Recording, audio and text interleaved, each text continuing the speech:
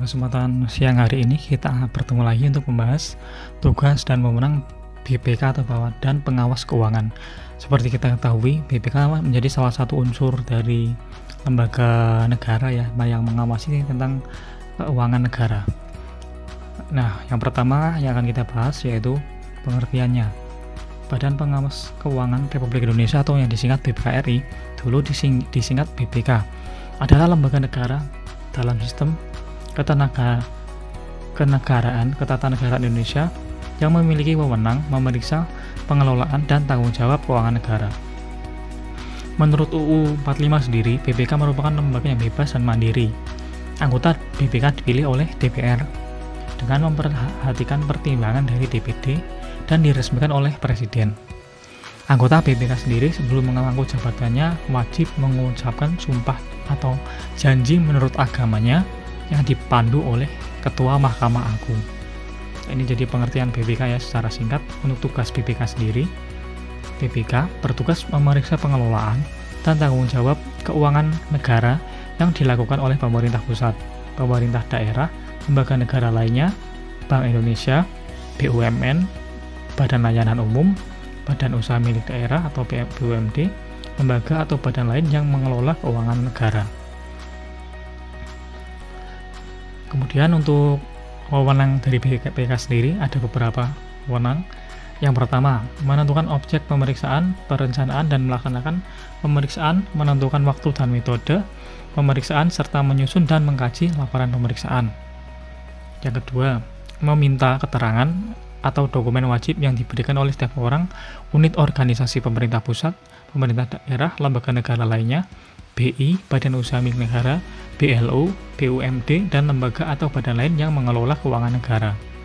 Yang ketiga, melakukan pemeriksaan di tempat penyimpanan uang dan barang milik negara, di tempat pelaksanaan kegiatan pembukuan dan tata usaha keuangan negara, serta pemeriksaan terhadap perhitungan surat-surat, bukti-bukti, rekening koran, pertanggungjawaban, dan daftar lainnya yang berkaitan dengan pengelolaan keuangan negara. Yang keempat, menetapkan jenis dokumen, data, serta informasi mengenai pengelolaan dan tanggung jawab keuangan negara yang diwajib disampaikan pada BPK. Tugas selanjutnya, yaitu atau wewenang selanjutnya. Yang kelima, menetapkan standar pemeriksaan keuangan negara setelah konsultasi dengan pemerintah pusat atau daerah yang wajib digunakan dalam pemeriksaan pengelolaan dan tanggung jawab keuangan negara. Yang keenam, menetapkan kode etik pemeriksaan pengelolaan dan tanggung jawab keuangan negara. Yang ketujuh, menggunakan tenaga ahli atau tenaga pemeriksa di luar BPK yang bekerja untuk dan atas nama BPK. Membina jabatan fungsional pemeriksa. Memberi pertimbangan atas standar akuntansi pemerintahan. Dan yang terakhir yaitu memberi pertimbangan atas rancangan sistem pengendalian internal pemerintah pusat atau daerah sebelum ditetapkan oleh pemerintah pusat atau daerah itu sendiri. Ya, jadi kurang lebih ada 10 ya untuk wewenang dari BPK sendiri. Kemudian keanggotaan BPK ini yang cukup penting ya, terdiri dari 9 anggota, dengan susunan 1 orang ketua merangkap anggota, 1 orang wakil ketua merangkap anggota, serta 7 orang anggota.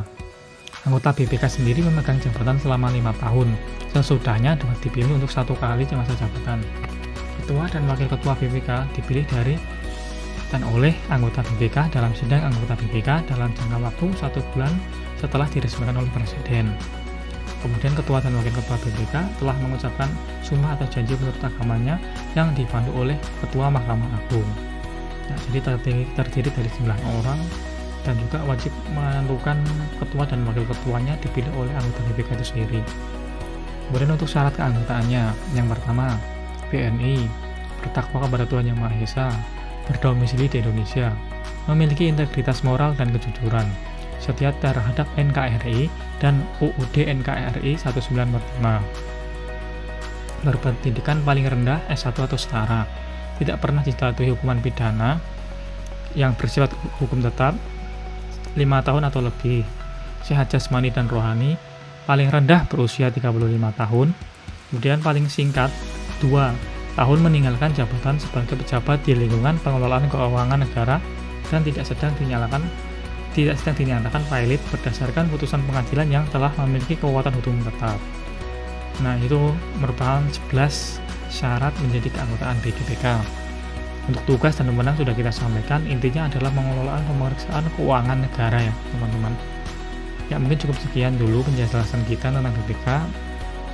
Sampai jumpa lagi, mudah-mudahan kita bisa bertemu di pembahasan lembaga negara yang lain, dan sampai jumpa lagi.